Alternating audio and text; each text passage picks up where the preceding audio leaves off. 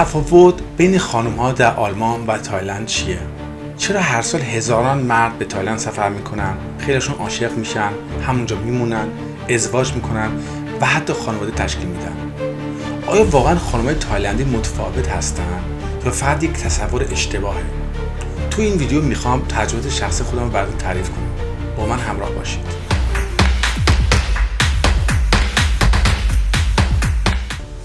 با درود به همه پارسی زبانان و همراهان کانال لوکس 21. امیدوارم هر جا دنیا که هستید خوب باشید، سالم باشید. دوستان عزیز، موقع ادیت کردن این ویدیو متوجه شدم که موضوعی مثل ویزا، اقامت و کار در تایلند فقط خیلی کوتاه مطرح شدن. به همین دلیل این بخش از این ویدیو جدا کردم و در ویدیوهای دیگر روی کانال کاملتر و شفافتر درباره آنها صحبت کردم. اما امروز می‌خوام در مورد موضوعی تمرکز کنم که خیلی از شما در مورد اون از من سوال کردید. تجربه شخصی من از آشنایی با خانم‌ها در تایلند. این فقط تجربه و برداشت شخصی من است و ممکن است تجربه افرادی هم متفاوت باشد. امیدوارم از این ویدیو خوشتون بیاد. پس بیاین شروع کنیم. خانم‌ها دوست دختر داشتن، عشق که خب هر کسی که میاد اینجا مجرد هست دوست داره با یکی هم باشه دیگه. این غریزه انسانیت ما در هر شرایطی انسان دوست داره با یکی باشه، دوست داره تنها باشه. من دفعه پیش که اومدم با چند تا خانم آشنا شدم و خیلی دخترای کولی هم بودن، خیلی هم باحال بودن، ولی خودشون به درد من نمیخورن که من به درد اونها نمیخورم. تو تایلند کلا سه نوع تفکر وجود داره. تفکر اول، سه نوع تفکر برای خانم‌ها وجود داره.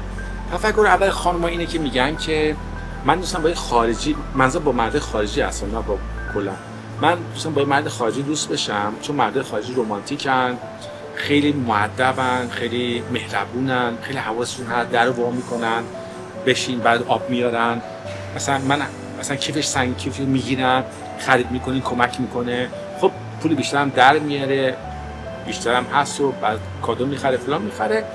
این چیز رمانتیکشه، نه که خیلی بعضی بهش علاقه دارن که میگم من با یه مرد خارجی دوست میشم. شما تو خانمایی هستن که میگن که من مستقلم، بعضی مالی خوبه، دلم نمیخواد من با یه تایلندی که از من مزهش بدتره، دوستم با یه خارجی دوست میشم که بعضی هم بهتر باشه که من مثلا پیشرفت کنم، شاید مثلا پاشم برم اروپا بیام، حالا اونجا زندگی کنم یا اینجا زندگی کنم، کلا بعضی بهترم بشه از اینکه هستم. بعد تفکر سوم وجوده. سوم اونایی هستن که خب اصلا کارشون اینه، یعنی اونایی هستن که پول در میارن، نه با اون خدماتی که شما میدن، حالا چه مثلا ماساژ، چه نمیدونم فلان میسا اینا، میگه که من پول میدم، من با تو هستم، تو با من عشق میکنی، پولشو میدی. نه، این سه تفکر وجود داره. به نظر من آدم تا موقعی که بدنش فیت هست، خوشتیپ هست، زرنگ هست، میتونه اینجا دختر تایلندی پیدا کنه که اینا بگن وا آدم خوشتیپیه، خارجیه، بعدش هم خوبه، پس من یه دوست پسر با کلاس خوشتیپ پیدا میکنم، نه که مطمئنا میتونه عاشق شما هم بشه، میتونه خیلی هم کارا برای شما انجام بده. دومش این میتونه باشه اینکه باشون دوست بشه، ببین چون مثلا آدم زرنگی هست، فلانی هست، نه هست، میگه خب من یه دوست پسر دارم، مالی کمکم میکنه، حواسش به من هست و فلان. ولی اینکه آدم بره اینجا با یه دختر دوست بشه که بخواد از اول به یارو پول بده و از اون اول اصلا این مسئله پول باشه، این اشتباه بسیار بزرگیه و مطمئنا هیچ وقت عاقبت خوبی نخواهد داشت. بعضی از ما، مثلا ما ایرانی‌ها، این حالت شوالیت رو فیلم داریم که میگیم من بهش کمک کنم، من نجاتش بدم. مثلا این کار اشتباهیه، چون اینجا سیستم خودش رو داره. وقتی من وارد اینجا میشه اصلا نمیفهمه سیستم چجوریه. وقتی با چند نفر آشنا میشه یکم متوجه میشه. من خیلی یوتیوب بچه‌های آلمانی نگاه کردم که سال اینجا زندگی میکنن، بعضیشون 20 سال حتی 18 سال اینجا زندگی میکنن. اینا خیلی تعریف کردن از تجربهشون با خانم‌های تایلندی. من از اونها خیلی یاد گرفتم، بخاطر اینجا زود متوجه شدم که برای من چی خوبه و چیزی باید رفتار کرد. دوستان، بر اساس آمارهای رسمی تایلند هر سال چیزی بین 200 تا 300 هزار ازدواج در این کشور ثبت میشه. نکته جالب اینجاست که بخش قابل توجهی از این ازدواج‌ها بین شهروندهای تایلندی و خارجی انجام میشه. بیشتر ازدواج‌ها هم در شهرهای مثل بانکوک، پوکت و پاتایا ثبت میشن.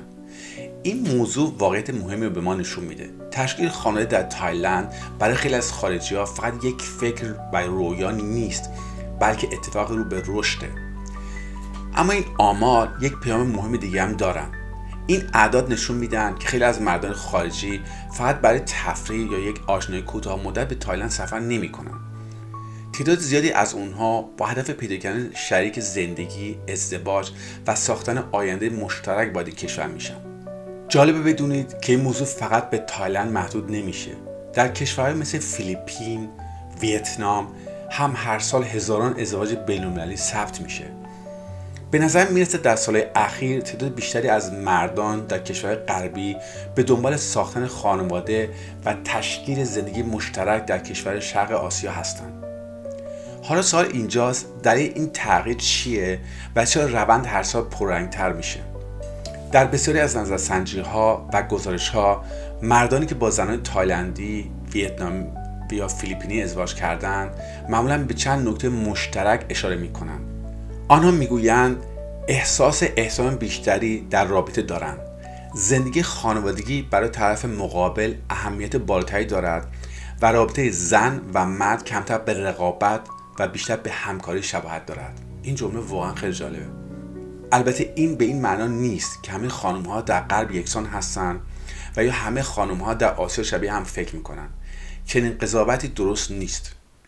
اما چیزی که از آمار نشان می‌دهد این است که تعداد قابل توجهی از مردان خارجی، اینجا منظورم غربی، بعد از آشنایی با فرهنگ کشور شرق آسیا تصمیم می‌گیرند زندگی مشترک خود را در همون کشور بسازند. به همین دلیل است که هر سال تعداد ازدواج‌های بین‌المللی بیشتر می‌شود. اما وقتی به آمار کشورهای غربی نگاه می‌کنیم با یک واقعیت جالب روبرو می‌شویم. در آلمان تعداد ازدواج‌ها در مقایسه با دهه‌های گذشته به شکل قابل توجهی کاهش پیدا کرده و سهم افراد متأهل در جامعه نیز کمتر شده است. از طرف دیگر بخش قابل توجهی از ازدواج‌ها در نهایت به طلاق ختم می‌شود. این آمار لزوماً به این معنا نیست که مردم دیگر به عشق و یا تشکیل خانواده اعتقاد ندارند، اما نشان می‌دهد که رابطه پایدار و ازدواج موفق برای بسیاری افراد دشوارتر از گذشته است. و اینجوری. حالا یه چیز دیگه هم میگم خیلی جالب، خانم‌های تایلندی، جامعه تایلند در چند سال اخیر خیلی عوض شده، به سرعت عوض شده. خانم‌های تایلندی در چند سال اخیر کارهای مختلف پیدا کردن دست خودشون. حالا یا مثلا صبح میره مغازه کوچیکش داره تو مارکت، سبزی میفروشه، مرغ میفروشه، غذا درست میفروشه، میره ناخن درست میکنه، موژه درست میکنه، مو درست میکنه، ماساژ میده. یعنی دست خودشه، کار دست خودشه، نه یک شرکت کوچولو بر خودشه، پول خودش در میاره، خونه خودش داره، زندگیشو. یا اینکه زرنگ‌تر بوده، یه مغازه داره، دوستا کارمند داره کارشو میکنه. یا اینکه خیلی زرنگ بوده، رفته توی شرکت منیجر شده، نمیدونم توی هتل منیجر فلان هست.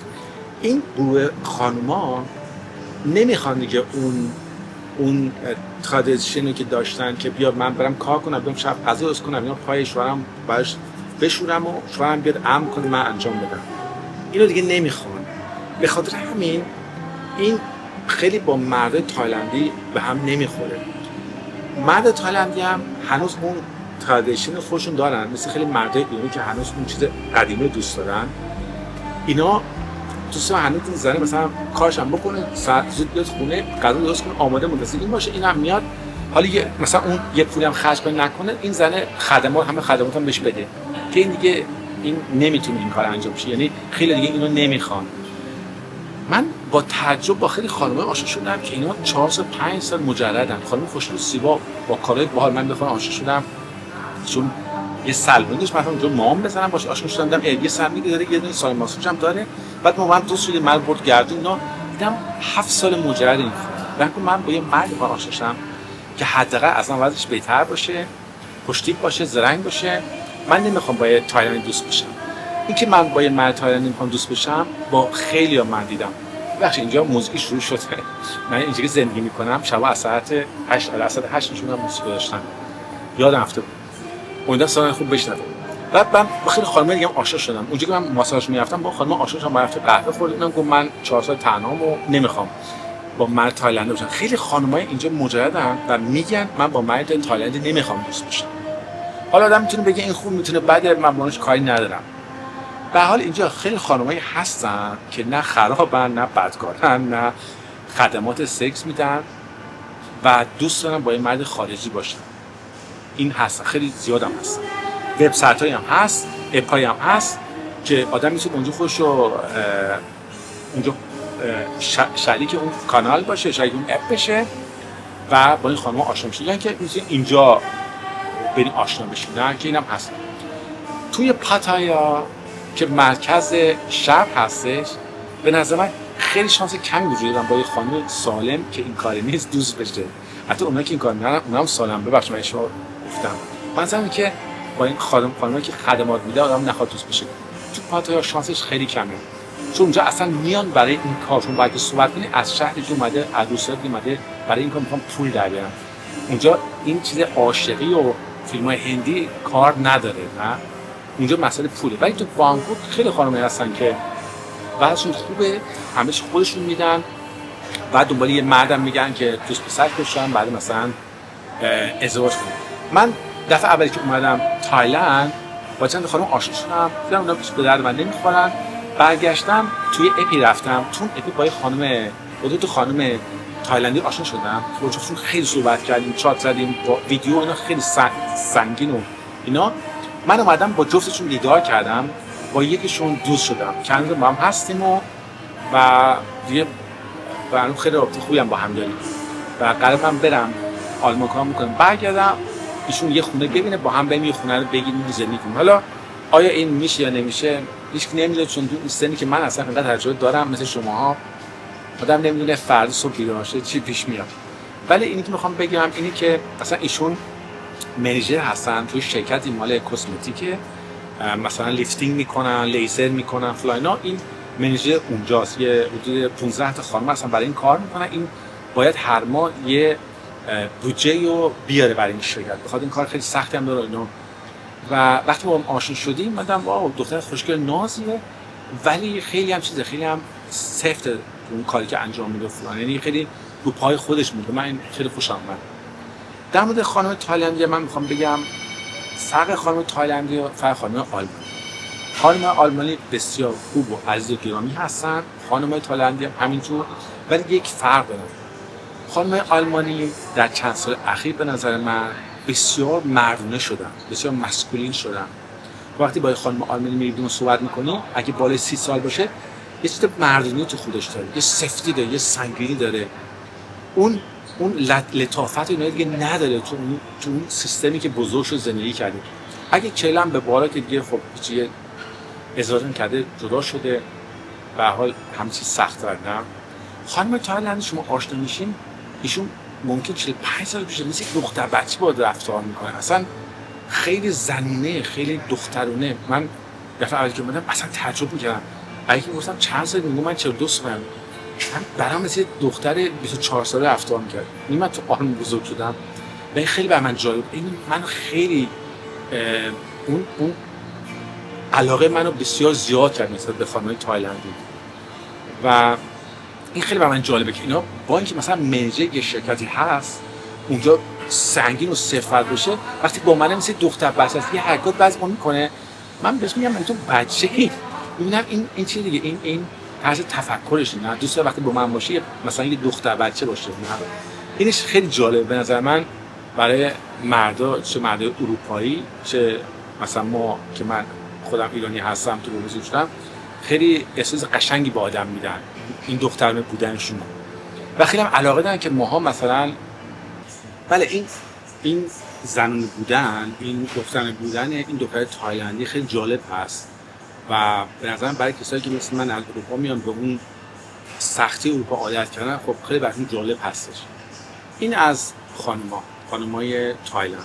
اگه کسی مجرد هست اینجا میاد به نظر من بانکوک بهترین جا هستش برای دوست شدن، چون خیلی خانمای مجرد زیاد هستن و خیلی خوشحال میشن با یه مرد خارجی دوست میشن. حالا یا توی اپ آدم میتونه با این آشنا شه، یا تو شما اگه خوشتون میاد میتونید بگید آقا من اصلا فلان مثلا این تلفنمه.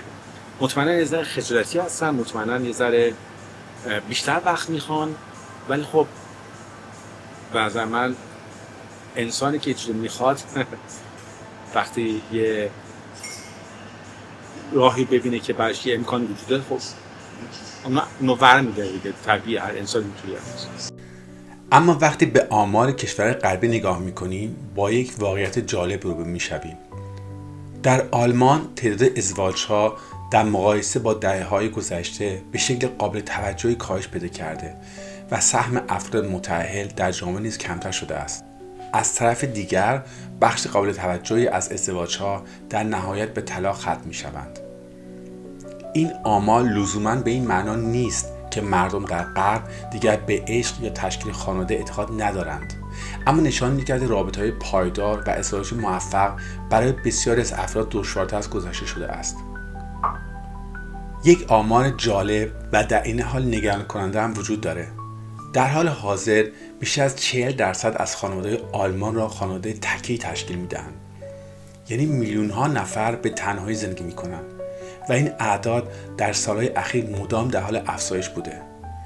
این آمار لزوماً به این معنا نیست که همین افراد از تنهایی خوشحال هستند یا علاقه به تشکیل خانواده ندارند، اما یک واقعیت رو نشون میده. سبک زندگی در جامعه غربی در حال تغییر کردنه.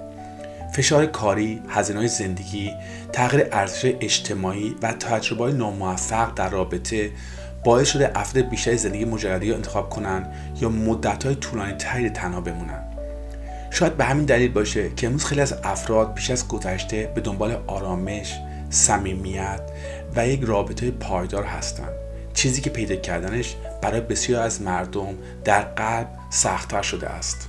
شاید به همین دلیل باشه که امروز خیلی از مردان از کشور غربی برای پیدا کردن آرامش و ساختن یک زندگی مشترک به کشورهای شرق آسیا رو می‌آورند. البته اینم باید گفت که هر فرد به هر رابطه داستان خودش داره، اما آمار نشون میده که این روند در سالهای اخیر خیلی پررنگ‌تر شده است. من تا الان با هر کی صحبت کردم که هیچ چیز نکرده، اینو بلاک نکرده، واسه صحبت کرده. حتی زبانم بلد نبودم، با ترنسلیتر هم چون صحبت کردم یارو واسه من صحبت کرده. آخرین بارم من تو قطار بودم، داشتم نگاه می‌کردم این کجا باید برم، یه خانم تایلندی اومد، من فکر کردم ژاپنی، صورتش خیلی شبیه دختر ژاپنی بود. گفت کدوم استاسیون می‌خوای؟ گفتم اینه. گفت اینجا باید بری. گفتم میرم فلانو. این خداحافظی از رفت. جالب، مثلا اومد من کمک کرد. خیلی چیز خیلی عالیه. حتی اینا از خودشون خیلی کم میان با شما صحبت کنن، ولی همیشه خیلی آماده هستن. از صورتشون میبینی وقتی میخندن و آروم وایسن، یعنی اون سیگنال میده که آدم میتونه باشون صحبت بکنه. این از طرف خانم‌های تایلند. بعد جوانان و آقایونی که میان به تایلند. این تجربه من بوده. این از تجربه من بوده. حالا یه چیز آخر میخوام بگم در مورد تایلند. من تو آلمان یه خوشبخت نیستم. متاسفم که اینو میگم، چون من آلمان خیلی دوست داشتم، واقعا به عنوان کشور دوم بود، ولی تو آلمان خوشبخت نیستم. آلمان خیلی عوض شده، اروپا خیلی عوض شده و آلمان نیست که من میشناختم و متاسفانه هر روز بدتر میشه به نظر. مردم هاشون خوب نیست، مردم خیلی مریضن، رفتارشون نشون میده و من اینجا به نظر مردمشون خیلی سالم‌ترن، خیلی راحت‌ترن، خیلی خوشبخت‌ترن. من تو این ساعتی که میکنم بعد این ویدیوها میذارم که اینا اصلا غذا میخورن، حال میکنن، موزیک دارن. مثلا تو آلمان اینجا آلمان 8 ساعت 9 ساعت کامل میاد تو خونه، فوقش میشه نتفلیکس نگاه میکنه یا یه آبجو میخوره. آخر هفته حالا یه شنبه میریم یه شام میخوره فلان. همش تو خونه‌ن مردم. اینجا همش بیرونن. اون یه ذره پول که داره بیرون خرج میکنه. مثلا این چند سال آخری که آدم داره باید بتونه از اینش لذت ببره و اونو بتونه بهترین استفادهش بکنه، چون هر روز آدم پیرتر میشه، هر روز اون مکانیکی که داری بدتر میشه. دوستان این ویدیو من بود از تایلند. امیدوارم خوشتون اومده باشه. من اول از همه تشکر میکنم که شما این ویدیو نگاه کردین. خوشحال میشم نظرتون در مورد تایلند اگه تجربه دارین بنویسید و اگه سوالی دارین حتما بنویسید. من دوباره برمیگردم و در آخر میخوام از ته دعا کنم که هر چه زودتر نه تنها این جنگ تموم شه، بلکه مردم ایران اون سعادت، اون آزادی که شایسته هستن رو بگیرن و ما با چشم خنده دوباره به ایران نگاه کنیم. هر جا دیگه هستین بعد اون شادی آرزو میکنم. امیدوارم که از تا یه ویدیو دیگه هم درست کنم. تا بعد مواظب خودتون باشین. از با خودتون. خدا